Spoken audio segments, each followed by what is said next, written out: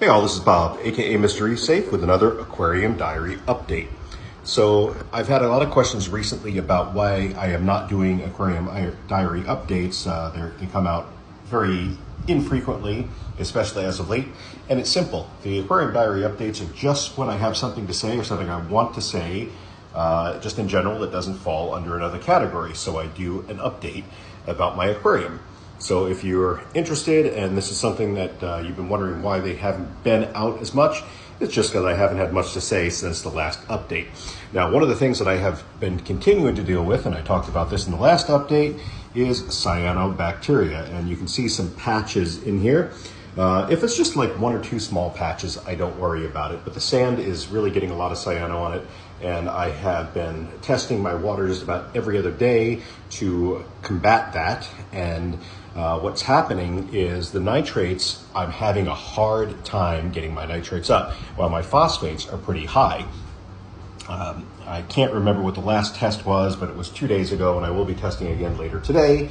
But I have been dosing neonitro, which is a nitrate, into the aquarium, and the whole idea behind that is to get the nitrates up past non-detectable levels. I want to get it around 10.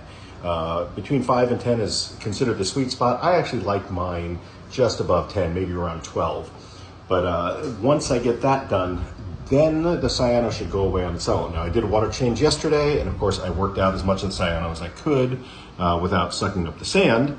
And you know, it's just a way to get rid of it. If you're going to be treating for cyano, the best way to get rid of it is to manually remove whatever you can before you do any other method.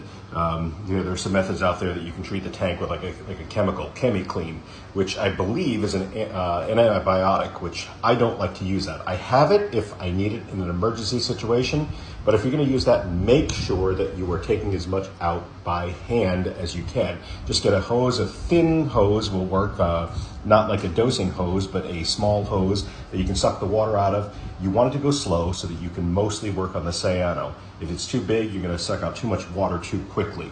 So that's just a little tip there to help if that's something you're dealing with. But I would highly recommend checking your nitrate and phosphate before you do that, because you want to find out if that is the culprit. Now, there are some other reasons why you might have cyano, but for me, it is low nitrates and high phosphates. So just something I've been dealing with just ongoing for the last month or so. And I will get it taken care of. I have been lazy this last week. I haven't done much.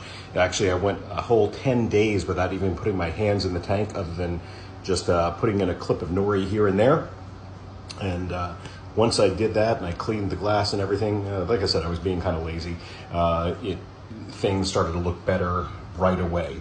I'm a firm believer of keeping your hands out of the tank as much as you can, but at the same token, I'm also a believer in doing the maintenance that you need to do.